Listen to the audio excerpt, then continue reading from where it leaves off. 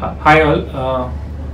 ఇవాళ topic importance of family history in cancer patients. అంటే మన వంశంలో ఎవరికైనా క్యాన్సర్ ఉండడం కానీ సో అది ఎలా ఇంపాక్ట్ చేస్తుంది, వాటి వల్ల ట్రీట్మెంట్లో ఎలా ఉంటుంది డిఫరెన్స్, అండ్ లైక్ మిగతా ఫ్యామిలీ మెంబర్స్కి లైక్ ప్రివెన్షన్ కానీ స్క్రీనింగ్ కానీ వాళ్ళకి లైఫ్ స్టైల్ మోడిఫికేషన్స్ ఎలా ఉంటుంది అవన్నీ చూద్దాం. I'm doctor Naresh, consultant medical oncologist, DM from AIIMS new Delhi. మనం చూసినట్టయితే లైక్ సుమారు 5-10% క్యాన్సర్లు వంశంలో ఎవరికైనా జెనెటిక్ ఫ్యాక్టర్స్ త్రూ వస్తూ ఉంటుంది. అందుకే ఫ్యామిలీ హిస్టరీ అనేది చాలా ఇంపార్టెంట్ ప్రతి క్యాన్సర్ పేషెంట్స్కి.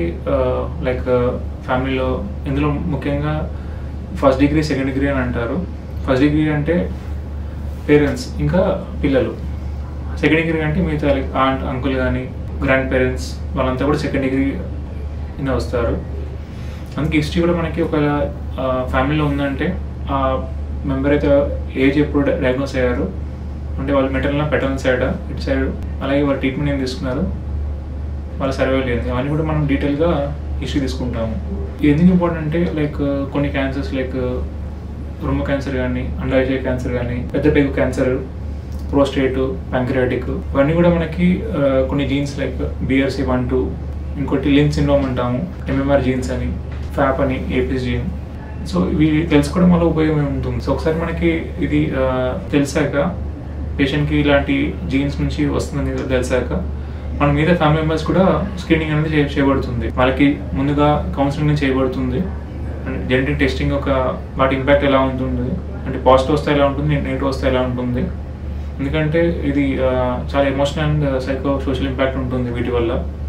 అందుకనే ఆ టెస్ట్ చేసే ముందే వాళ్ళకి డీటెయిల్గా డిస్కస్ చేస్తాం వాళ్ళతోని, మీద మెంబర్స్తోని.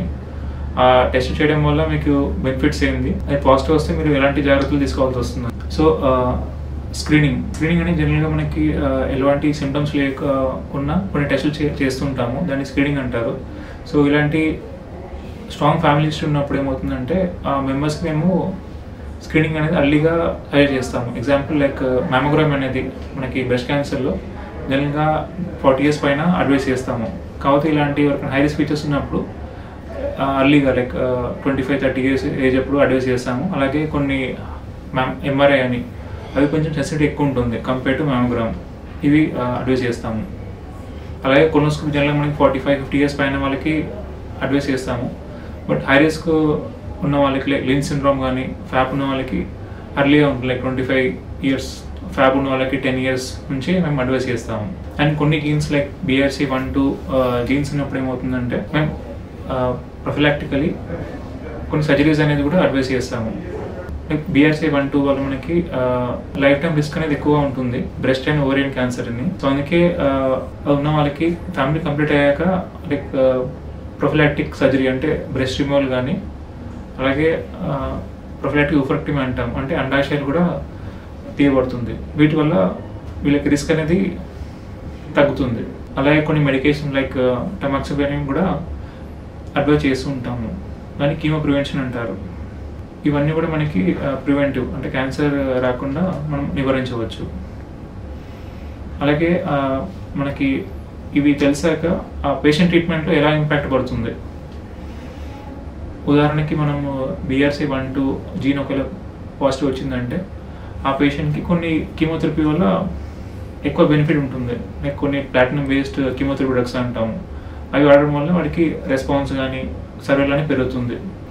అలాగే మనకి ఈ మధ్యకాలంలో టార్గెట్ థెరపీ అని వచ్చింది, PARP ఇన్హిబిటర్స్ అని. ముఖ్యంగా మనము అండాశయ క్యాన్సర్ ఇంకా రొమ్ము క్యాన్సర్లో ఇవి వాడుతున్నాము. వీటి వల్ల రెస్పాన్స్ కానీ మనకి క్యూరేట్స్ అనేది చాలా ఇంప్రూవ్ అవుతుంది. ఇంకోటి మనకి రీసెర్చ్ కానీ ఫ్యూచర్ డైరెక్షన్స్ కూడా మనకి కొత్త జీన్స్ అనేది కనుక్కుంటున్నాము.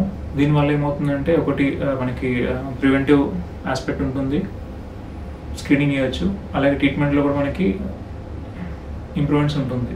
So to conclude, family history అనేది చాలా ఇంపార్టెంట్ ఆస్పెక్ట్ క్యాన్సర్ పేషెంట్స్లో.